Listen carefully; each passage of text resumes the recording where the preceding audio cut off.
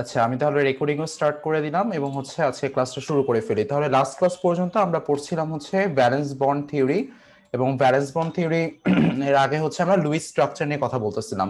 এখন লুইসে কি প্রবলেম ছিল তোমরা তো হয়তো কিছুটা আন্দাজ করতে পারছো যে লুইস আসলে তোমাদের কিভাবে কোনো একটা কেমিক্যাল বন্ড বা কিভাবে রাসায়নিক বন্ধনটা গঠিত হচ্ছে সেই রিলেটেড কোনো কথাই বা ইনফরমেশনই লুইসের থিওরিতে আসলে ছিল না। যেমন আমরা যদি বলি হাইড্রোজেন, দুইটা হাইড্রোজেনের কি হয়েছে, দুইটা হাইড্রোজেন দুইটা ইলেকট্রন দিয়ে তোমার দুইজনের মধ্যে হাইড্রোজেনের মধ্যে H2 অণু অর্থাৎ হাইড্রোজেনের মধ্যে একটা সিগমা বন্ড ফর্ম হয়েছে। সো জাস্ট সিম্পলি দুইটা ইলেকট্রনের শেয়ারিং এর ফলে তোমার অ্যাকচুয়ালি এখানে H2 ফর্মেশন হয়েছে লুইস থিওরি অনুযায়ী, একদম বেসিক লুইস থিওরি। ফ্লোরিনের ক্ষেত্রে আমরা কি করতাম, এখানে আমরা সেম ভাবে দুইটা ইলেকট্রন, ফ্লোরিনের সর্ববহিস্থ কক্ষপথে ইলেকট্রন আর হাইড্রোজেনের সর্ববহিস্থ একটা কক্ষপথে ইলেকট্রন, দুইটার মধ্যে আমরা শেয়ারিং দেখা অ্যাকচুয়ালি HF এর বন্ডটা দেখাতাম, যেখানে ফ্লোরিনের চারদিকে তোমার হচ্ছে আম, আমাদের টোটাল 3 জোড়া লোন পেয়ার আছে এবং এই বন্ডের মাধ্যমে টোটাল দেখতেছো যে ফ্লোরিনের অষ্টকটা ফিল আপ হয়েছে আসলে। এখানেও দেখো সিম্পলি আমাদের ওই দুইটা ইলেকট্রন শেয়ারিং এর মাধ্যমে আমরা HF এর মধ্যে বন্ড দেখাইছি। বাট এখানে না আসলে পরবর্তীতে দেখা যায় যে আসলে এই বন্ড অর্থাৎ প্রথম যে বন্ডটা, এই বন্ডের যে বন্ড লেন্থ কোনটা, যখন দুইটা পরমাণুর মধ্যে বন্ধন তৈরি হয় তখন সেই দুইটা পরমাণুর নিউক্লিয়াসের মধ্যবর্তী দূরত্বকে বলি হচ্ছে অ্যাভারেজ ডিসটেন্সকে বলি হচ্ছে আমরা বন্ড লেন্থ। কোনো দুইটা পরমাণুর মধ্যে যখন বন্ড তৈরি হচ্ছে, বন্ধন তৈরি হচ্ছে, তখন ওই বন্ধনে অবস্থিত দুইটা পরমাণুর নিউক্লিয়াসের ভিতরে অ্যাভারেজ ডিসটেন্সটাকে বলি হচ্ছে আমরা বন্ড লেন্থ। দেখা যাচ্ছে যে এক্সপেরিমেন্টালি এইটার যে বন্ড লেন্থ, এটার যে বন্ড লেন্থ, এটা ডিফারেন্ট হচ্ছে, এটা হওয়াটাই স্বাভাবিক। বাট লুইসের থিওরি না এগুলো কোনো কিছু এক্সপ্লেইন করতে পারতো না যে আসলে এই বন্ড তৈরি হচ্ছে কিভাবে বা ডিফারেন্টই হচ্ছে বা কিভাবে। সো বন্ড লেন্থ যদি ডিফারেন্ট হয় তাহলে আসলে বুঝতে পারতেছে যে বন্ড এনার্জিরও একটা চেঞ্জ আসবে। সো এগুলো না লুইসের থিওরি কোনোটাই ডিসক্রাইব করতে পারতেছিল না অ্যাকচুয়ালি বন্ড কিভাবে তৈরি হচ্ছে, বন্ড লেন্থ, বন্ড এনার্জি কেনই বা ডিফারেন্ট হচ্ছে, এগুলো আসলে এক্সপ্লেন করতে পারতেছিল না। ঠিক সেম ভাবে আমরা যদি এই দুইটা অক্সিজেনের মধ্যে বন্ড দেখি, একটা সিগমা বন্ড থাকে একটা পাই বন্ড থাকে। সো এই দুইটা বন্ডই বা কোথা থেকে আসলো, এটাও লুইসের থিওরি আসলে অ্যাকচুয়ালি দুইটা বন্ডের প্রকৃতি কি বা আসলে দুইটা বন্ড কিভাবে তৈরি হচ্ছে সেটা নিয়েও কোনো ডিটেলস ধারণা আসলে আমাদের লুইস থিওরি দিতে পারে নাই। এই জন্য হচ্ছে আমাদের নতুন আরেকটা থিওরি যেটা আমাদের ভিবিটি ভ্যালেন্স বন্ড থিওরি লাগতেছে অ্যাকচুয়ালি এই বন্ড গুলো কিভাবে তৈরি হচ্ছে, এই বন্ধন গুলো কিভাবে তৈরি হচ্ছে দুইটা পরমাণুর ভিতরে, সেটা আসলে এক্সপ্লেন করতে হেল্প করে আমাদের বিভিটি বা valence bond theory. But valence bond থিওরির একটা জায়গায় প্রবলেম আছে, আমরা আজকের ক্লাসে আশা করে দেখবো সেটা। ভ্যালেন্স বন্ড থিওরির একটা জায়গায় প্রবলেম আছে, যেই প্রবলেমটার কারণে অ্যাকচুয়ালি হাইব্রিডাইজেশন থিওরির উৎপত্তি হয়, ঠিক আছে? জাস্ট একটা জায়গায় প্রবলেম, ভ্যালেন্স বন্ড থিওরির সব কথাই ঠিক আছে, জাস্ট একটা জায়গায় প্রবলেম ছিল, সেই প্রবলেমটা আজকে ক্লাসে আমরা ফাইন্ড আউট করব। But hybridization theory actually valence bond থিওরির উপরে বেসড করে থিওরিটা, ঠিক আছে? ভ্যালেন্স বন্ড থিওরির সব কথা হাইব্রিডাইজেশন থিওরিতে অ্যাপ্লিকেবল, জাস্ট ডিফারেন্স একটা জায়গায় হাইব্রিডাইজেশনে, সেটা আমরা আজকে ক্লাসে ফাইন্ড আউট করবো কোন জায়গাটা আসলে প্রবলেম, ঠিক আছে? বাট ভ্যালেন্স বন্ড থিওরি বাকি সব কথাই ঠিক আছে। সো ভ্যালেন্স বন্ড থিওরি পরে আস্তে আস্তে আমাদের এমওটি মলিকুলার অরবিটাল থিওরি, সেটা নিয়ে আমরা সময় পেলে ইনশাআল্লাহ অবশ্যই কথা বলবো। সো অ্যাকচুয়ালি তোমার লুইস থিওরি অনেক কিছু ডেসক্রাইব করতে পারে না, কিভাবে বন্ড তৈরি হচ্ছে, কিভাবে সিগমা তৈরি হচ্ছে, কিভাবে পাই তৈরি হচ্ছে, সেই ঘাটতিটা এসে তোমার ভ্যালেন্স বন্ড থিওরি থেকে ফিল আপ হয়ে যায়। Valence bond theory first propose করছে হচ্ছে তোমাকে তোমাদের পাউলিং এবং স্লেটার, এই দুইজন সায়েন্টিস্ট হচ্ছে valence bond theory first propose করছে। পাউলিং এবং হচ্ছে স্লেটার, পাউলিং এবং হচ্ছে আমাদের স্লেটার, ওনারা দুইজন হচ্ছে ভ্যালেন্স বন্ড থিওরিটা প্রপোজ করছে। বাট ভ্যালেন্স বন্ড থিওরিটা কিছু প্রবলেম আছে, কিছু না অলরেডি একটা প্রবলেম, যে কারণে আমাদের হাইব্রিডাইজেশনে যেতে হবে। আচ্ছা, লাস্ট ক্লাসে আরেকটা কথা বলছিলাম, এখানে আসলে হচ্ছে তোমাদের যোজনী বন্ধন মতবাদের একদম ডিটেলসে যে 6টা পয়েন্টের কথা আমি তোমাদের উল্লেখ করে দিচ্ছি, এই 6টা পয়েন্ট খুবই ইম্পর্টেন্ট, যেটা আসলে যোজনী বন্ধন মতবাদ বা ভ্যালেন্স বন্ড থিওরি পড়ার সময় তোমাদের খেয়াল রাখতে হবে। এই 6টা পয়েন্ট, এই 6টা পয়েন্টের ভিতরে জাস্ট একটা জায়গায় ডিফারেন্স হবে হাইব্রিডাইজেশনে, সেটা আমরা দেখবো। আমরা আসলে ওভারল্যাপ নিয়ে পড়তেছিলাম, যেখানে সিগমা বন্ড যেখানে মুখোমুখি ওভারল্যাপ, আর পাই বন্ড যেখানে আসলে পাশাপাশি ওভারল্যাপের মতো ঘটনা ঘটে, দুই ধরনের ওভারল্যাপ, ঠিক আছে? বা দুই ধরনের অধিক্রমণ নিয়ে পড়ছিলাম আমরা। যেখানে অ্যাকচুয়ালি একটা জায়গায় একটু প্রবলেম ছিল লাস্ট ক্লাসে, সেটা হচ্ছে আমাদের ওভারল্যাপিং এর যে আসলে প্রকারভেদ, এটা আমি গত ক্লাসে আসলে স্কিপ করে গেছি কারণ এটা তোমাদের সিলেবাসে নাই। বাট তাও একটু দেখাই, একটা জায়গা তোমরা একটু আপডেট করে নাও, সেটা আসলে আমার বলতে ভুল হয়ে গেছে লাস্ট ক্লাসে। সেটা হচ্ছে দেখো আমি আবার তিনটাকে একটু ডিফাইন করে দিচ্ছি, তিনটাকে, পজিটিভ ওভারল্যাপিং, নেগেটিভ ওভারল্যাপিং আর হচ্ছে জিরো ওভারল্যাপিং, ঠিক আছে? এটাকে আরেকবার একটু ডিফাইন করে দিতেছি। লাস্ট ক্লাসে কথাটা ভুলে যাও, এইটা হচ্ছে এটাকে মাথায় রেখো। বাট এটা না বুঝলেও চলবে কারণ এটা তোমাদের সিলেবাসে নাই, তাও একটু দেখে নাও যেহেতু একবার উল্লেখ করে ফেলছি লাস্ট ক্লাসে। পজিটিভ ওভারল্যাপিং হচ্ছে তোমার আম, একটু দেখো, when the phase of two intersecting orbitals is same, ঠিক আছে? যখন দুইটা ফেজই ইন্টারসেক্টিং অরবিটালে সেম হয় তখন তাকে বলতেছি আমরা পজিটিভ ওভারল্যাপিং। সেটা আইদার পজিটিভ হতে পারে আইদার নেগেটিভ হতে পারে, মানে পজিটিভ ফেজ নেগেটিভ ফেজ দুইটাই ওভারল্যাপ করে, ঠিক আছে, যদি তারা সেম ফেজে ওভারল্যাপ করে। পজিটিভ পজিটিভের সাথে ওভারল্যাপ, নেগেটিভ নেগেটিভের সাথে ওভারল্যাপ, দুইটাকে আমরা পজিটিভ ওভারল্যাপিং বলবো। সো লাস্ট কথাটার সাথে একটু মডিফাই করে নাও, আমাদের সেটা পজিটিভ পজিটিভ ওভারল্যাপ করুক বা নেগেটিভ নেগেটিভ ওভারল্যাপ করুক, সেম ফেজে যদি ওভারল্যাপ হয় আইদার পজিটিভ পজিটিভ অথবা নেগেটিভ নেগেটিভ, দুইটাকে আমরা হচ্ছে পজিটিভ ওভারল্যাপিং বলবো। ঠিক আছে, জাস্ট ডিফাইন করা, আমাদেরই সংজ্ঞা ডিফাইন করা। সো পজিটিভ ওভারল্যাপিং হচ্ছে positive positive or negative negative. আর নেগেটিভ ওভারল্যাপিং হচ্ছে যখন আসলে কোনো ধরনের তোমার অ্যাকচুয়ালি দেখতে পারতেছো এটাকে কেন আমরা নেগেটিভ ওভারল্যাপিং বলতেছি একটু খেয়াল করো। ধরো এই ডিফারেন্ট কালার দিয়ে অ্যাকচুয়ালি তোমার ডিফারেন্ট ফেস কে বোঝানো হচ্ছে, একটা প্লাস ফেস একটা মাইনাস ফেস। এটা একটা কালার দিয়ে একটা ফেস কে বোঝানো হচ্ছে, এই কালার দিয়ে আরেকটা ফেস কে বোঝানো হচ্ছে। যখন তারা দেখো পাই বন্ডে থাকতেছে, সো একটু দেখো তাদের মধ্যে আসলে কোনো বন্ড ফর্মেশন হচ্ছে না, কারণ এটা একটা ফেস এটা আরেকটা ফেস, ঠিক আছে। এই দুইটা ফেজের মধ্যে কারণ তারা অপোজিট অবস্থায় আছে, এই জন্য তাদের মধ্যে অ্যাকচুয়ালি কোনো বন্ড ফর্মেশন হচ্ছে না।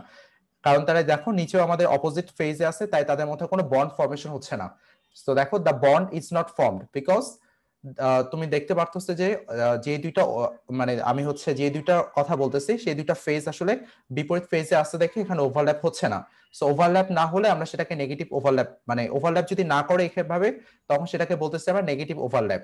আর পজিটিভ ওভারল্যাপ কোনটা, যখন সেম ফেজ থাকবে, এই যে দেখো সেম ফেজ তাদের মধ্যে ওভারল্যাপ হয়েছে, ঠিক আছে, এখানেও দেখতে পারতেছো সেম ফেজের মধ্যে ওভারল্যাপ হয়েছে, এটাকে বলতেছি আমরা পজিটিভ ওভারল্যাপ।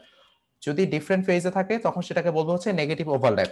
আর যদি এরকম ওরিয়েন্টেশন থাকে অর্থাৎ পিএক্স এবং পিওয়াই যাদের মধ্যে কোনোভাবে ওভারল্যাপ সম্ভব না, ঠিক আছে, সো এই যাদের মধ্যে কোনোভাবে ধরো এটা এটা হচ্ছে আমাদের একটা অ্যাক্সিস বরাবর আছে, এটা একটা অ্যাক্সিস বরাবর আছে, এই দুইটার মধ্যে কখনোই ওভারল্যাপ সম্ভব না, এটাকে বলতেছি আমরা জিরো ওভারল্যাপিং, ঠিক আছে, এটাকে বলছে হচ্ছে আমরা জিরো ওভারল্যাপিং।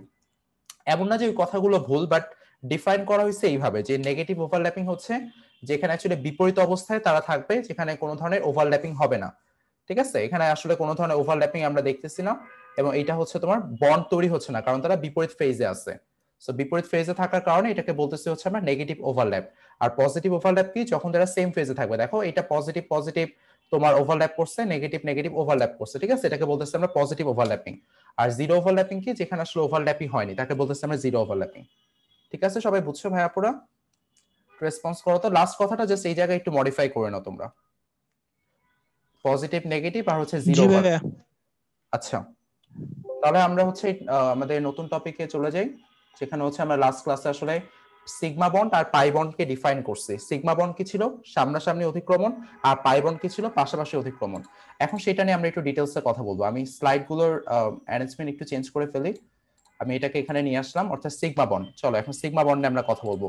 সিগমা বন্ড দিয়ে কয়েকটা যৌগের ফর্মেশন দেখবো। ফার্স্ট অফ অল আমরা যদি কথা বলি হাইড্রোজেনের বিষয় নিয়ে কথা বলি। দেখো দুইটা হাইড্রোজেন অণুর ভিতরে আসলে কিভাবে বন্ড তৈরি হচ্ছে। ফার্স্ট অফ অল দুইটা হাইড্রোজেন পরমাণু তাদের নিজেদের মধ্যে একটা সিগমা বন্ডের মাধ্যমে যুক্ত আছে। এখন কিভাবে যুক্ত আছে আমরা যদি দেখি কিভাবে বন্ডটা তৈরি হচ্ছে একটু ডিটেলসে দেখি, তাহলে কি দেখবো, এই হাইড্রোজেন পরমাণুর ক্ষেত্রে তোমার এখানে হাইড্রোজেন পরমাণু 1s1 অরবিটাল আছে, ঠিক আছে, 1s1। এই হাইড্রোজেন পরমাণুর কি আছে বলতো ভাই আপুরা, 1s1। সো তোমাকে আগেই বলছি ভিবিটি তে কি হয়, বিপরীত স্পিনে থাকলে অরবিটালের মধ্যে ওভারল্যাপ হয়। তাহলে এই হাইড্রোজেনের 1s1, সো এখানে তুমি দেখো এই হাইড্রোজেনের 1s1, আমি এখানে এটাকে প্লাস হাফ স্পিনে দেখাচ্ছি, আর এই হাইড্রোজেনের ক্ষেত্রে তুমি দেখো এটাকে আমরা মাইনাস হাফ স্পিনে দেখাচ্ছি, ঠিক আছে। সো 1s1 এর অরবিটাল ডায়াগ্রাম কিরকম হবে, এটা কিন্তু জাস্ট এটাকে বলা হয় অরবিটাল ডায়াগ্রাম, অর্থাৎ যেই দুইটা অরবিটাল ওভারল্যাপ করছে শুধুমাত্র তাদেরকে দেখাতে হবে, যেই অরবিটাল গুলো ওভারল্যাপ করছে শুধু তাদেরকে মেইনলি আমরা দেখাবো। সো হাইড্রোজেন অণুর ক্ষেত্রে কি হচ্ছে, এখানে আমরা এটাকে এইভাবে দেখাতে পারি, অর্থাৎ যেহেতু এস আমাদের এই শেপের, সো এস এর ক্ষেত্রে আমরা এটাকে প্লাস হাফ স্পিনে দেখাচ্ছি, এখানে প্লাস দিতেছি কারণ সেম ফেজে থাকে, সেম ফেজে ওভারল্যাপ করে, এখানেও তোমার হচ্ছে প্লাস দেখাচ্ছি, ঠিক আছে, প্লাস না দিলেও চলবে তোমাদের পর্যায়ের জন্য, এখানে প্লাস না লিখলেও চলবে। এখানে অপোজিট স্পিনে আছে, এখন কি হবে, দুইটা অরবিটাল কি করবে, ওভারল্যাপ করবে এবং তাদের মধ্যে বন্ড তৈরি হয়ে যাচ্ছে। সো এই দুইটা অরবিটাল ওভারল্যাপ করে ফেললো, এখানে তাদের মধ্যে একটা কমন রিজিয়ন দেখা দিতেছে, তোমরা দেখতে পারতেছো এদের মধ্যে একটা কমন রিজিয়ন দেখা দিতেছে। এখানে আমরা দুইটা ইলেকট্রনকে আমরা প্লাস হাফ স্পিনে আর মাইনাস হাফ স্পিনে লিখলাম, ঠিক আছে। এটাকে বলতেছে হচ্ছে আমরা প্রথম হাইড্রোজেন, এটা হচ্ছে আমাদের দ্বিতীয় হাইড্রোজেন, দুইটা বিপরীত স্পিনে আছে, ওভারল্যাপ করছে, তাদের মধ্যে কমন একটা রিজিয়ন আছে, যে রিজিয়নটা হচ্ছে আমাদের এই রিজিয়নটা, অ্যাকচুয়ালি এটা তাদের হচ্ছে অতিক্রমণ এরিয়া, যে রিজিয়নটা তাদের ওভারল্যাপ করছে, এবং দেখতে পাচ্ছ এইভাবে আসলে দুইটা হাইড্রোজেনের মধ্যে সিগমা বন্ড তৈরি হচ্ছে, ঠিক আছে। সো প্রথম যে বন্ডটা তৈরি হয় তোমরা একটা কথা মাথায় রাখবা, প্রথম যে বন্ডটা তৈরি হয় সেটা অবশ্যই সিগমা হতে হবে। প্রথম যে বন্ড তৈরি হয় সেটি অবশ্যই সিগমা হতে হবে, ঠিক আছে? সেটি অবশ্যই সিগমা হতে হবে। সেই কথাটা অবশ্যই মাথায় রাখবা তোমরা, সিগমা হতে হবে। প্রথম যে বন্ড তৈরি হয় সেটা অবশ্যই তোমার সিগমা হতে হবে। সো এস তো কখনোই পাই বন্ড তৈরি করে না, এটা কিন্তু লাস্ট ক্লাসে বলছে তোমাদের, এস কখনোই পাই বন্ড তৈরি করে না। সো এদের মধ্যে দেখতে পারতেছো ওভারল্যাপ করতেছে, অপোজিট স্পিনে দুইটা অরবিটাল, অরবিটালের শেপ এরকম, যেহেতু এস অরবিটাল, সো ওভারল্যাপ করলো, তারা অ্যাকচুয়ালি বন্ধন তৈরি করলো। এটাকে বলতেছি আমরা এস এস সিগমা বন্ড। সবাই বুঝছি আমরা এটা এক্সাম্পলটা? ক্লিয়ার? জি ভাইয়া। আচ্ছা, এটা একদমই সোজা ছিল। আমরা ধরো হচ্ছে এরপরে যদি আরেকটা এক্সাম্পল দেখি আমাদের, ধরো হচ্ছে আমরা কোন এক্সাম্পলটা দেখতে পারি। আচ্ছা, এখন যদি আমরা দেখি আমাদের এইচ এফ এর মধ্যে বন্ড, ঠিক আছে, এইচ এফ এর বন্ডটা দেখি। সো হাইড্রোজেন ফ্লোরাইডের ক্ষেত্রে ঘটনাটা কি হচ্ছে তোমরা দেখো, এই জিনিসগুলো ভালো করে একটু সবাই মনোযোগ দিয়ে বোঝার ট্রাই করো, কারণ এটা না বুঝলে আসলে হাইব্রিডাইজেশন আমরা বুঝবো না। So first of all H F এর মধ্যে ট্রাই করি, এইচ এফ এর মধ্যে কিভাবে বন্ডটা তৈরি হচ্ছে। সো এদের মধ্যে সিগমা বন্ড আছে, অবশ্যই বন্ডটার নেচারটা ডিফারেন্ট। কিভাবে ডিফারেন্ট হচ্ছে দেখো, এইচ এবং এফ এর মধ্যে যে প্রথম যে বন্ডটা তৈরি হয়েছে সেটা অবশ্যই তোমার সিগমা হতে হবে। এখন দেখো হাইড্রোজেনের ক্ষেত্রে আমি ভেঙে ভেঙে দেখাচ্ছি। হাইড্রোজেন আমাদের কি হচ্ছে 1s1, সো এটা তোমরা এইভাবে সবাই ইলেকট্রন বিন্যাস করতে পারো। আমি এটাকে প্লাস হাফ স্পিনে দেখাচ্ছি হাইড্রোজেনের ক্ষেত্রে। এখন ফ্লোরিনের ইলেকট্রন বিন্যাসটা কি হবে, কেউ আমাকে বলো তো, এসপি দিয়ে কি হবে ইলেকট্রন বিন্যাসটা? তোমরা একটু বলো তো, ফ্লোরিনের ইলেকট্রন বিন্যাসটা কি হবে? 1s2 3p6 হবে, 1s2 2s2 এরপর 3s2 হবে, 2p5 আর 3p5 1s2 2p5 হচ্ছে 2p5 এক্স্যাক্টলি। ফ্লোরিনের 9টা ইলেকট্রন, ঠিক আছে। So 1s2 2s2 2p6 2p5। So আমি যদি এখন এই 1s2 কে দেখাই, অবশ্যই আমাকে এইভাবে দেখাতে হবে 1s2। তারপরে 2s2 কে যদি দেখাই, তাহলে দেখো আমাদের 2s2 কে দেখালাম আমরা। এখন যদি 2p5 কে দেখাই, তাহলে অবশ্যই তোমার এখানে তিনটা অরবিটাল দেখাতে হবে। এখানে একটা, দুইটা, তিনটা। এই যে আপ-বাউন্ড নীতি অনুসারে আমাদের আপ-বাউন্ড নীতি অনুসারে প্রথম ইলেকট্রন গুলো নিম্ন শক্তি অরবিটাল ঢুকলো, তারপরে হুন্ডের নীতি অনুসারে সমশক্তি সম্পন্ন অরবিটাল গুলোতে কি হলো, সর্বাধিক সংখ্যক বিজোড় অবস্থা থাকবে, ঠিক আছে। এটা হুন্ডের নীতি ছিল আমাদের, সবার মনে আসছে না হুন্ডের নীতি? এই জন্য অরবিটাল গুলো আমাদের কি হলো, অরবিটালে যখন ইলেকট্রন গুলো প্রবেশ করলো অবশ্যই তোমার সর্বোচ্চ বিপরীত স্পিনে থাকবে। এরপর আরো দুইটা ইলেকট্রন আছে, এই দুইটা ইলেকট্রন এখানে প্রবেশ করলো। সবাই বুঝছি আমরা এই ইলেকট্রন বিন্যাসটা? জি ভাইয়া। আচ্ছা, তো এখানে একটা কথা মাথায় রাখতে হবে, দেখো তোমার ভ্যালেন্স বন্ড থিওরি কি বলছে? ভ্যালেন্স বন্ড থিওরি বলছে যে বন্ড তৈরি হবে অবশ্যই বিজোড় ইলেকট্রন বিশিষ্ট অরবিটালের সাথে, অরবিটাল ওভারল্যাপের সাথে, এবং তারা অবশ্যই বিপরীত স্পিনে থাকবে। এই জন্য আমি ফ্লোরিনের লাস্ট ইলেকট্রনটাকে অপোজিট স্পিনে দেখালাম, এটাতে কোনো সমস্যা নেই। প্লাস হাফ আর মাইনাস হাফ এটা তুমি যেভাবে দেখো এটা কোনো প্রবলেম না, তুমি এরকমও দেখাতে পারতা। এই হাইড্রোজেন তুমি মাইনাস হাফে দিলা, এটাকে তুমি প্লাস হাফে দিলা, এটাও গ্রহণযোগ্য একই সাথে, ঠিক আছে। তো এটি রাখলাম, যাও আমি হাইড্রোজেনকে মাইনাস হাফে দেখালাম আর ফ্লোরিনের লাস্ট ইলেকট্রনটাকে প্লাস হাফে দেখালাম। এখন দেখো কি হচ্ছে। হ্যাঁ বলো ভাইয়া। এইখানে ওই যে প্রথম যেটা মানে বিজোড় ইলেকট্রন গুলো দেওয়া হয় ওইটা তো সবগুলো একই স্পিনে থাকে। প্রথম যে বিজোড়, হ্যাঁ অবশ্যই একই স্পিনে প্রবেশ করবে, ঠিক আছে। জি তো তুমি ভাইয়া, তুমি এই জন্য আসলে তো এইভাবেও দিতে পারতা। এইটা। হুম হুম। জি ভাইয়া, ওইটা হ্যাঁ মানে যে তুমি, কোনো একভাবে এইভাবে তো ঠিক এই দিকে তো ঠিকই রাখতে হবে, হ্যাঁ আর যে এই কোনো পাশে তো। হ্যাঁ যে কোনো একভাবে দিলেই পারবা, সমস্যা নেই। তুমি চাইলে এইভাবেও দিতে পারতা, এইভাবে দিয়ে তুমি এইভাবে দুইটাকে ফিল আপ করলা, এটাও গ্রহণযোগ্য, ঠিক আছে। সো লাস্টটাকে তুমি মাইনাস হাফে রাখলাম, এভাবেও গ্রহণযোগ্য। তখন এটাকে তোমাকে মানে প্লাস হাফে রাখতে হবে। সো এটার সাথে এটার স্পিনটা অবশ্যই বিপরীত রাখতে হবে, কারণ ভিবিটি এর ওই পয়েন্টটা খেয়াল করছো সবাই, যে অরবিটাল ওভারল্যাপের সময় ইলেকট্রন গুলো অবশ্যই বিপরীত স্পিনে থাকতে হবে। সো ওই পয়েন্টটা আশা করি মনে আছে সবার। আচ্ছা, এখন তাহলে কি হবে ভাইয়া, পুরা একটু খেয়াল করো। আমাদের এই যে হাইড্রোজেন এবং ফ্লোরিনের মধ্যে যে বন্ডটা তৈরি হবে, এখানে কোন দুইটা অরবিটালের ওভারল্যাপ হবে? আমি জাস্ট তোমাদেরই কোশ্চেন করতেছি, তার আগে আমি এখানে আরেকটু এটাকে ক্লিয়ার করে দিতেছি। এটা আমাদের 2p অরবিটাল, রাইট? এটাকে ফার্স্ট অফ অল এটাকে আমরা বলতেছি 2px, এটাকে বলতেছি 2py, আর এটাকে বলতেছি 2pz। এখন তোমরা একটু বলো তো যে এখানে আসলে আমাদের কোন অরবিটাল দুইটার মধ্যে ওভারল্যাপের ফলে এখানে এইচএফ এর মধ্যে সিগমা বন্ড তৈরি হবে, তো বলো তো। ভাইয়া 2pz আর 1 হাইড্রোজেনের 1s1। এক্স্যাক্টলি, 2pz এবং 1s1 এর মধ্যে তোমার ওভারল্যাপিংটা সংগঠিত হবে, কারণ তারা বিপরীত স্পিনে আছে। সো এখানে তুমি বুঝতে পারতেছো, এবং আঁকবো কোন দুইটা যাদের মধ্যে ওভারল্যাপ হয়েছে। সো ফার্স্ট অফ অল আমাদের হচ্ছে হাইড্রোজেনের 1s1টাকে আঁকতে হবে, এটা হচ্ছে হাইড্রোজেনের 1s1। আর ফ্লোরিনের 2p-টাকে আঁকতে হবে। এখানে আমি একটা ইলেকট্রনকে দেখালাম প্লাস হাফ স্পিনে। আর ফ্লোরিনের 2p-z অরবিটালটাকে আঁকো, এটা হচ্ছে আমাদের ফ্লোরিনের 2p-z অরবিটাল।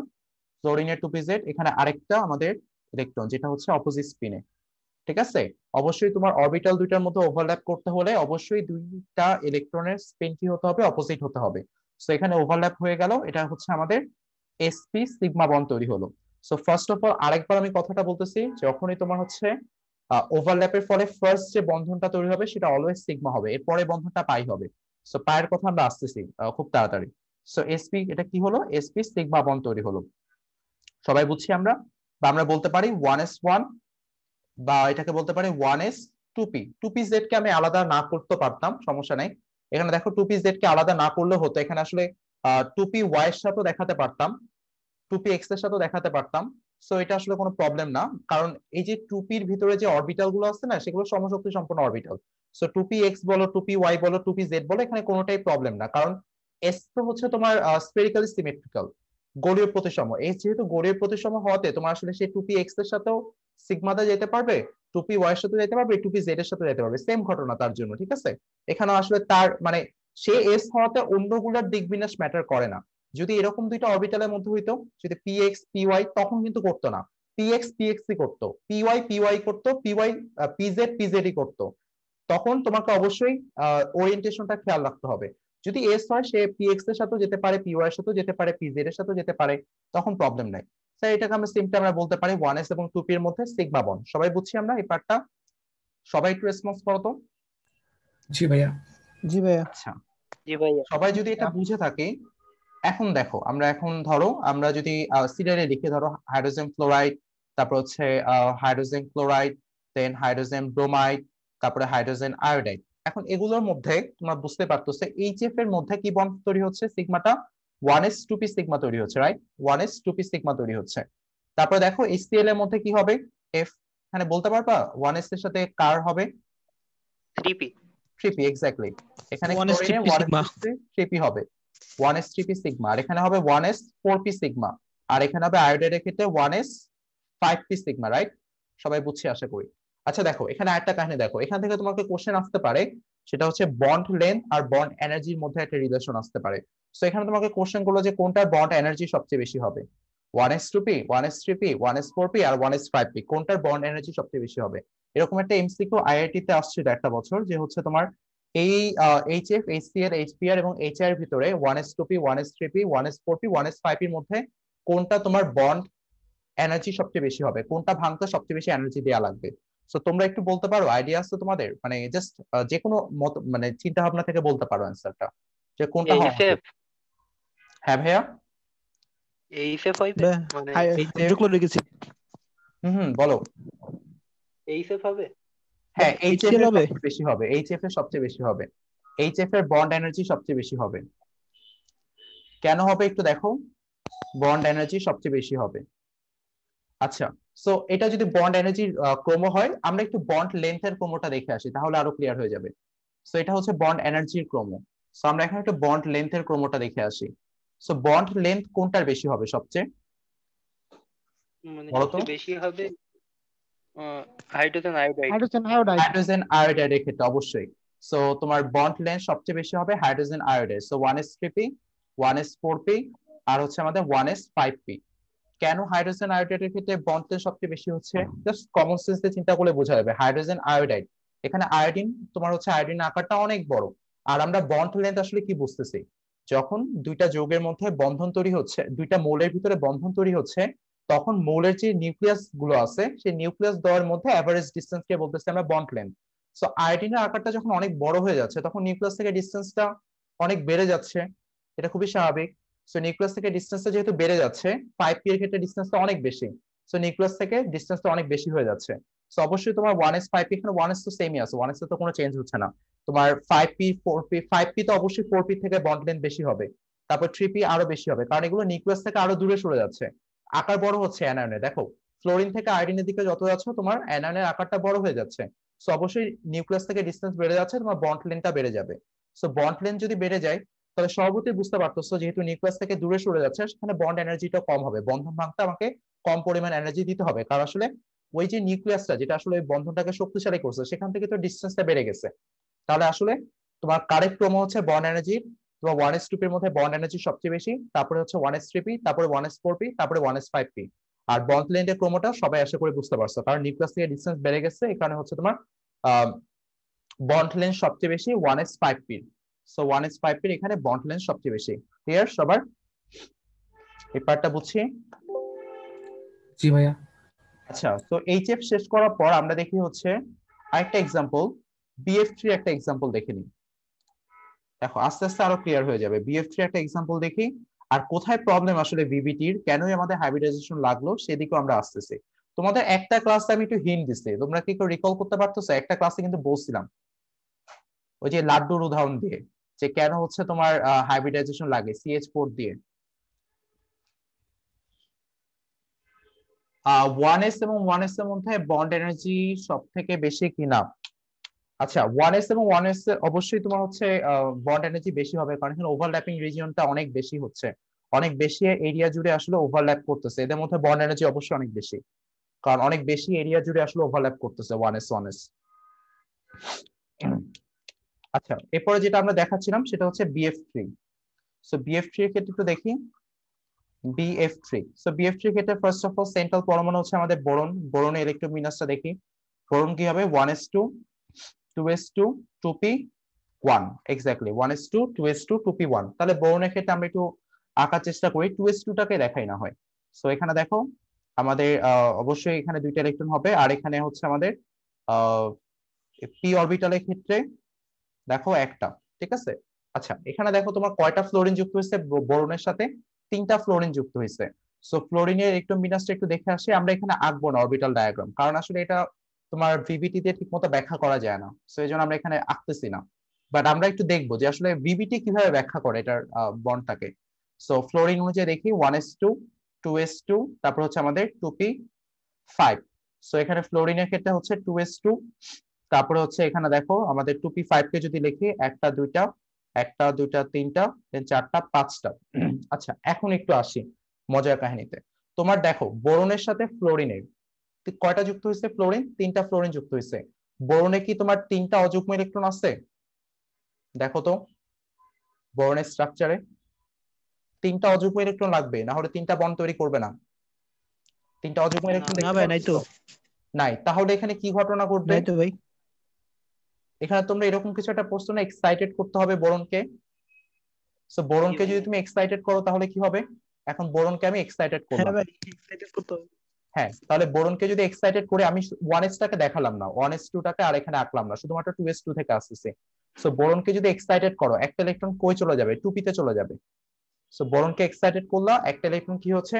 শক্তি দিলা, অবশ্যই একটা ইলেকট্রন 2s থেকে 2p তে চলে যাবে, ঠিক আছে। শক্তির স্থির করে সে উচ্চতর শক্তি স্তরে চলে যাচ্ছে, মানে তোমার উচ্চতর শক্তি অরবিটালে চলে যাচ্ছে। সো দেখতে পাচ্ছো বোরনকে এক্সাইটেড করছো, সে ইলেকট্রনটা তোমার 2s থেকে 2p তে চলে যাচ্ছে। এখন দেখো 3টা ফ্লোরিন আছে। এখন এখানে ফার্স্ট অফ অল তোমাকে যেটা বুঝতে হবে, আমি 3টা ফ্লোরিনের ক্ষেত্রে আঁকতেছি অরবিটাল, আমি 3টা ফ্লোরিনই অরবিটাল দেখাচ্ছি। সো এটা হচ্ছে ফার্স্ট ফ্লোরিন, যেখানে আমি দেখাতে চাচ্ছি ধরো এখানে আমাদের এখানে যেহেতু প্লাস হাফ স্পিনে দিচ্ছি, এখানে সবই আমি মাইনাস হাফ স্পিনে দিই। সো এটা হতে পারে একটা কেস, এটা একটা কেস হতে পারে। মাইনাস হাফ স্পিনে দিলাম যেহেতু এই পাশে প্লাস হাফ স্পিনে আছে, নয়তো ওভারল্যাপ করবে না, অবশ্যই বিপরীত স্পিনে থাকতে হবে। এরপর এটা দেখো 1s2 2s2 আর 2p5। সো এটার ক্ষেত্রে দেখো 2s2 তে দেখালাম 3টা ফ্লোরিনই আমি আঁকতেছি। সো এখানে দেখো তোমার আমরা হচ্ছে পি এর ক্ষেত্রে আঁকি অরবিটাল ডায়াগ্রাম, এবং এখানে দেখো আমরা সিঙ্গেল, আমরা যে এটা যেটা ছিল অপোজিট স্পিনে সেটাকে এখানে দেখালাম। তাহলে এখানে যদি দেখাই তাহলে এখানে যেটা হবে, সো দেখতে পাচ্ছ এখানে একটা এখানে একটা, অবশ্যই পিএক্স এ থাকতেছে, পিএক্স এ আমি দেখাচ্ছি, কোনো সমস্যা নেই, তুমি যেখানে কিছু দেখাইতে পারো। বাট এটা কেন দেখাচ্ছি সেটা তোমরা আশা করি কিছুটা আন্দাজ করতে পারতেছো, কারণ এখানকার পিএক্স এর সাথে কিন্তু পিএক্স এর ওভারল্যাপ হবে, বা হচ্ছে পি ওয়াই এর সাথে তোমার পি ওয়াই এর ওভারল্যাপ হবে, ঠিক আছে। সো আমরা যদি এই ফ্লোরিনটাও আঁকি 1s2 2s2 2p5। সো এখানে দেখো 1s2s2 তে দেখো আমি দুইটা ইলেকট্রনকে আঁকতেছি। এখানে আমি ইলেকট্রনটাকে আঁকলাম কোন অরবিটালে? ধরো ধরো হচ্ছে 2p ওয়াই তে আঁকি। সো এখানে আঁকি আমি 3টা ফ্লোরিন, যেহেতু বিএফ3 3টা ফ্লোরিন আছে তাই 3টাকে এখানে আঁকতেছি। সো আমি এখানে ফার্স্ট অফ অল এখানে আমি দুইটা ইলেকট্রন দিয়ে দিলাম। এখানে হচ্ছে আমাদের পিওয়াই তে কি করলাম, এখানে একটা মাইনাস হাফের ইলেকট্রন দিলাম, আর এখানে হচ্ছে দুইটা দেখালাম। এখন দেখো একটু খেয়াল করো, আমাদের তিনটা ফ্লোরিন, বিএফটি তে তিনটা ফ্লোরিন। ফার্স্ট ফ্লোরিনের অযুগ্ম ইলেকট্রনটাকে আমি দেখালাম 2p_Z এ, অবশ্যই px py pz 2p_Z এ দেখালাম। দ্বিতীয় ফ্লোরিনের অযুগ্ম ইলেকট্রনকে দেখালাম 2px এ, আর তৃতীয় ফ্লোরিনের অযুগ্ম ইলেকট্রনটাকে দেখালাম 2py তে। এখন বুঝো কাহিনী। সো এখন তুমি দেখো যে বোরনের কি আছে, তিনটা অযুগ্ম ইলেকট্রন আছে। কোন তিনটা অযুগ্ম ইলেকট্রন? এটা একটা অযুগ্ম ইলেকট্রন, এটা একটা অযুগ্ম ইলেকট্রন, এটা একটা অযুগ্ম ইলেকট্রন। সো এস তো আসলে যে কোনোটার সাথে তোমার বন্ডিং এ যেতে পারবে, এস এর তো কোনো মাথা ব্যথা নাই। এখন এস কার সাথে যাবে সেটাতে যাওয়ার আগে আমি আগে এই দুটার ক্ষেত্রে দেখি, এটা কিসে আছে? অবশ্যই 2px এ আছে, 2px এ আছে। তারপর এটা দেখো তো, এটা কিসে আছে? 2py তে আছে, ঠিক আছে। আর এটা হচ্ছে আমাদের 2s এ আছে। সো 2s কার সাথে বন্ডিং এ যেতে পারবে? যে কোনোটার সাথে বন্ডিং এ যেতে পারবে, ওকে নিয়ে মাথা ব্যথা নাই। বাট 2px কি করবে? অবশ্যই তাকে 2px এর সাথে বন্ডিং এ যেতে হবে, ঠিক আছে। কারণ x x same orientation, 2px 3px এর সাথে যেতে পারবে, 4px এর সাথে যেতে পারবে, বাট y বা z এর সাথে পারবে না, ঠিক আছে, কারণ ওরিয়েন্টেশনটা ডিফারেন্ট। সো ধরো আমি এটাকে ডিফারেন্ট কালার দিয়ে দেখালাম, লাল কালারের মধ্যে দুটাকে বন্ডিং এ দেখালাম। আচ্ছা ওয়েট, একটা কল আসছে, দাঁড়াও।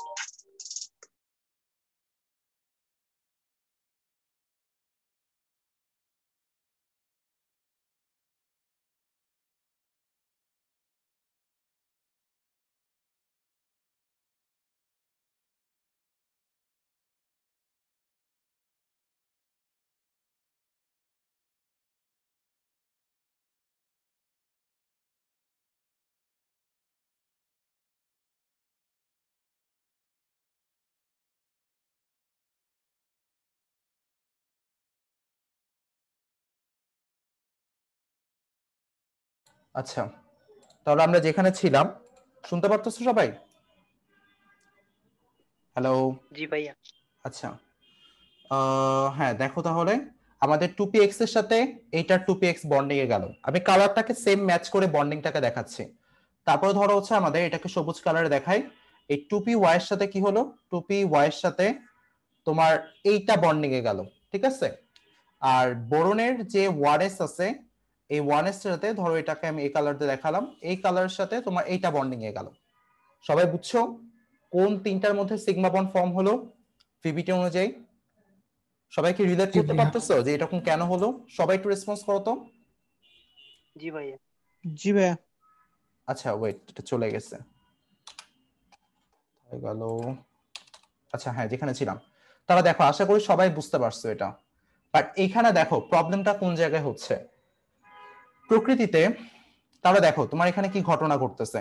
তোমার অবশ্যই বোরনের সাথে যে তিনটা ফ্লোরিন যুক্ত আছে না, প্রবলেমটা দেখাই। প্রবলেমটা কি?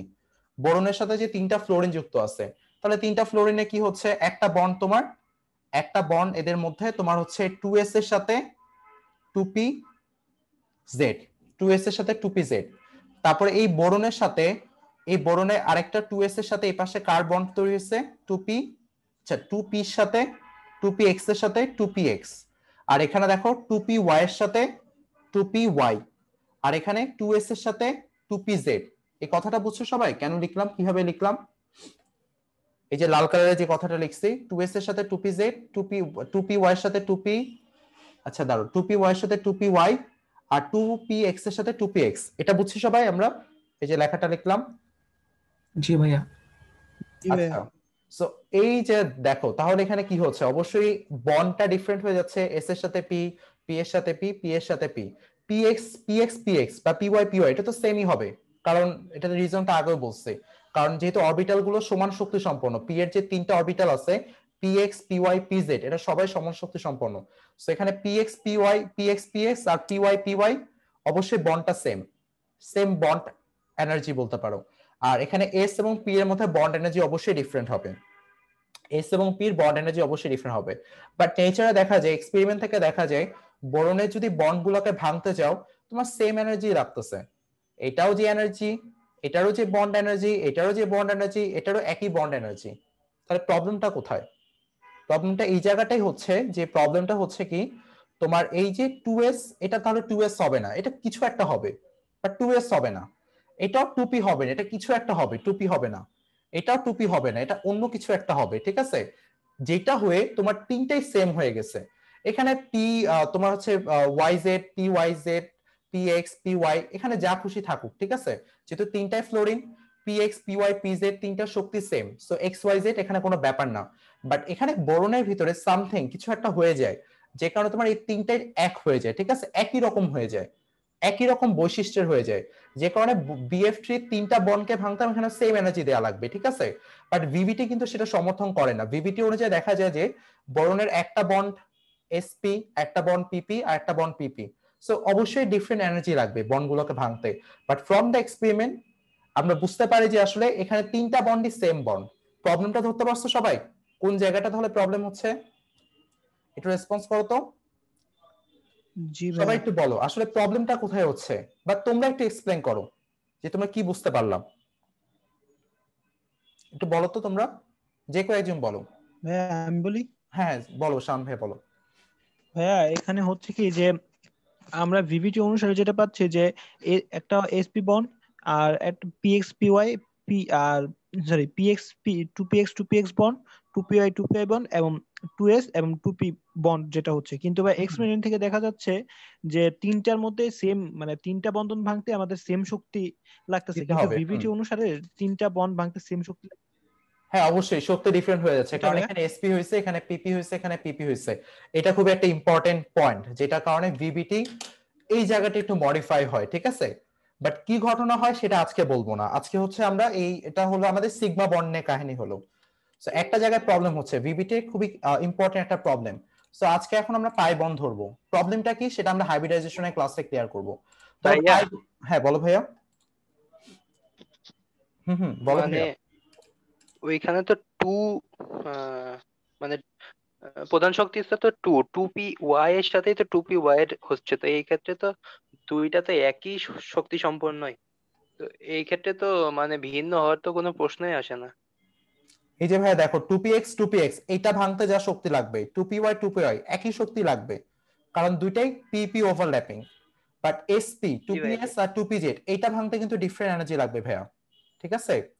বাট এক্সপেরিমেন্ট থেকে দেখা যায় যে বিএফ3 তিনটা বন্ড ভাঙতে সেম এনার্জি লাগে, ঠিক আছে? এই দুটো এক এনার্জি। এইভাবে যতগুলো যতগুলো সিগমা বন্ড মানে বিল্ড করবে ততগুলোই কি সব একই শক্তি হবে? একই শক্তিরই হবে, এক্স্যাক্টলি। তোমার না না না, সবগুলো একই শক্তি হতে হবে এরকম না, তোমার ডিফারেন্ট হতে পারে, ঠিক আছে? বাট এইটার মধ্যে যে কানেকশন, মানে তোমার একটা সেন্ট্রাল পরমাণুর সাথে বাকি যে পরমাণুগুলো কানেক্টেড থাকবে সেই সিগমা গুলো সেম এনার্জি হতে হবে, ঠিক আছে? বাট অন্য সিগমা ডিফারেন্ট হতে পারে। তুমি ধরো যদি তুমি হচ্ছে CH4 এর কথা বলো, বা ধরো CH4 তো না, আমি যদি হচ্ছে ইথিনের কথা বলি, ইথিনে কার্বন কার্বনের মধ্যে যে সিগমা থাকবে আর কার্বন হাইড্রোজেনের মধ্যে সিগমাটা একটু ডিফারেন্ট হবে ভাইয়া, বুঝতে পারছো এবার? জি ভাই বুঝছি। কার্বন কার্বনের সিগমা আর কার্বন হাইড্রোজেনের সিগমাটা ডিফারেন্ট হবে। যদি আমরা ইথিনের কথা চিন্তা করি, C2H4 ইথিন, সেটাতে ডিফারেন্ট হবে। আচ্ছা আমরা ধরো একটা কিন্তু কার্বন, কার্বনের বলো। ভাই বলো। কিন্তু কার্বনের সাথে যতগুলো হাইড্রোজেন থাকবে, কার্বনের সাথে যতগুলো হাইড্রোজেনের মানে সিগমা বন্ড তৈরি হবে সবগুলোর শক্তি একই, তাই তো? হ্যাঁ ওগুলোর শক্তি আবার এক হবে, ওগুলোর শক্তি মাস্ট এক হবে। আচ্ছা জি ভাই। ওইটা আমরা হচ্ছে হাইব্রিডাইজেশনের ক্লাসে আসতেছি। তাহলে হচ্ছে আমরা পাই বন্ড নিয়ে একটু কথা বলি। ফার্স্ট অফ অল অক্সিজেনের কথা বলি। সো অক্সিজেনের ক্ষেত্রে আমাদের অক্সিজেনের বন্ধনটা কিভাবে দেখি আমরা, দুইটা অক্সিজেন তাদের মধ্যে এরকম একটা বন্ড দিয়ে দেখছিলাম। তার লুইস ডট থিওরি অনুযায়ী যদি তোমরা রিকল করতে পারো, অবশ্যই পারার কথা। সো আমরা লুইস ডট থিওরি থেকে অক্সিজেনের এই স্ট্রাকচারটা আসছিলাম। এই স্ট্রাকচারটার মধ্যে স্ট্রাকচারটা পারফেক্ট, ঠিক আছে, বাট এই বন্ডটা এখানে একটা সিগমা বন্ড তৈরি হয়। ফার্স্ট অফ অল একটা সিগমা বন্ড তৈরি হয় আর একটা পাই বন্ড তৈরি হয়। বাট তোমাদের এই কথাটা মাথায় রাখতে হবে যে দুইটা পরমাণুর ভিতরে তৈরি হওয়া প্রথম বন্ডই হচ্ছে আমাদের সিগমা বন্ড, ঠিক আছে? পাই বন্ড কখনোই আগে তৈরি হয় না। সো আমি একটু কুইকলি বলতেছি আর 2 মিনিটের ভিতরে শেষ করতেছি। সো আমি প্রথম অক্সিজেনের ক্ষেত্রে আঁকি। প্রথম অক্সিজেন তোমার ইলেকট্রোবিন্যাসটা দেখি 1s2 2s2, তারপরে আমাদের অক্সিজেনের কত, আমাদের হচ্ছে 1s2 2s2 2p4, ঠিক আছে? এই অক্সিজেনও আঁকি 1s2 2s2 2p4। সো এটার ক্ষেত্রে দেখি আমরা 2s থেকে দেখানো শুরু করি। সো দুইটা, আর এখানে হচ্ছে তোমাদের একটা দুইটা, এখানে একটা দুইটা তিনটা চারটা, ঠিক আছে, চারটা হয়ে গেছে। তারপর এটার ক্ষেত্রে দেখো, এই অক্সিজেনের ক্ষেত্রে আমাদের এখানেও 2s থেকে শুরু করলাম দেখানো, 1s এরটা দেখাচ্ছি না তোমাদের। সো এখানেও 2s থেকে শুরু করলাম, এখানে দুইটা, আর এখানে দেখো একটা দুইটা। সো এখানে একটা দুইটা, তারপর হচ্ছে এখানে অবশ্যই অপোজিট স্পিনে দেখাতে হবে আমাকে, কারণ এই দুইটার মধ্যে বন্ড ফর্মেশন হবে, সো তারা অরবিটালে ইলেকট্রনগুলো অবশ্যই অপোজিট স্পিনে থাকবে। এখন দেখো এটা হচ্ছে 2s, এটা হচ্ছে আমাদের 2p, এটা হচ্ছে আমাদের 2s, এটা হচ্ছে আমাদের 2p, ঠিক আছে। সো এখন এদের মধ্যে কি হচ্ছে তোমার এই 2p এবং এই 2p ফার্স্টটা, এদের মধ্যে সিগমা বন্ড তৈরি হয়ে যাচ্ছে। সো এইটার মধ্যে সিগমা বন্ড তৈরি হচ্ছে। আর পাই বন্ড কাদের মধ্যে তৈরি হচ্ছে? প্রথম বন্ডটা, প্রথম গঠিত বন্ড দুইটা পরমাণুর ভিতরে অবশ্যই সিগমা হতে হবে। এরপরে পাই বন্ডটা তৈরি হচ্ছে এইটার সাথে, এইটার পাই বন্ড তৈরি হচ্ছে। সো আমরা যদি একটু দেখি অক্সিজেনের ক্ষেত্রে কি হচ্ছে সেটা দেখো। সো এখানে দেখো ফার্স্ট অফ অল 2p এর সাথে 2py এবং 2py তোমার সিগমা বন্ডে গেছে, তারপর 2pz এবং 2pz তোমার সিগমা বন্ডে গেছে, ঠিক আছে। সো আমরা যদি ওই দুটাই খালি আঁকি তাহলে দেখো কিভাবে আঁকা যায়। So first of all sigma বন্ডটা দেখালাম, এখানে এটাকে 2py বললাম, এটা ধরো হচ্ছে আমাদের সেই 2py, 2py এর ভিতরে দুইটা ইলেকট্রনকে দেখালাম আমরা 2py। সো এটা হচ্ছে আমাদের py সিগমা, হচ্ছে py সিগমা। সিগমা কেন বলতেছি? সামনাসামনি ওভারল্যাপ করতেছে, অবশ্যই এখানে আমাকে অক্সিজেন বলতে হবে, এটা হচ্ছে আমাদের অক্সিজেন, এটা হচ্ছে আমাদের অক্সিজেন। আর এখন আমাদের কি আঁকতে হবে বলতো? এখন আমাদের আঁকতে হবে 2pz সিগমা। সো এটা হচ্ছে আমাদের আরেকটা অরবিটাল, ঠিক আছে, এটা হচ্ছে আমাদের আরেকটা অরবিটাল। সো এই অরবিটালটাকে বলতেছি আমরা pz অরবিটাল, 2pz। এদের মধ্যে পাশাপাশি অধিক্রমণ হচ্ছে, ঠিক আছে। সামনাসামনি অধিক্রমণ হলো আমাদের py, যেটাকে বলতেছি আমরা ফার্স্ট অফ অল এই বন্ডটা হচ্ছে আমাদের সিগমা তৈরি হলো, যেটা হচ্ছে এই বন্ডটা, এই ওভারল্যাপিংটা। আর এরপরে যে বন্ডটা সেটা হচ্ছে আমাদের পাই বন্ড, ঠিক আছে। আপনাকে আরেকটা মিটিং এ জয়েন করবো 5 মিনিটের জন্য, আই গেস ভালো হবে। তাহলে 5 মিনিটের জন্য আমরা আরেকটা মিটিং এ আবার জয়েন করি সবাই, ঠিক আছে। আর 2-3 মিনিটের মধ্যে শেষ করে ফেলতে পারবো। জি ভাইয়া। হ্যাঁ, ঠিক ওকে, আছে আমি ভাই। তাহলে এটা এন্ড করে দিচ্ছি, তোমরা আবার জয়েন করো।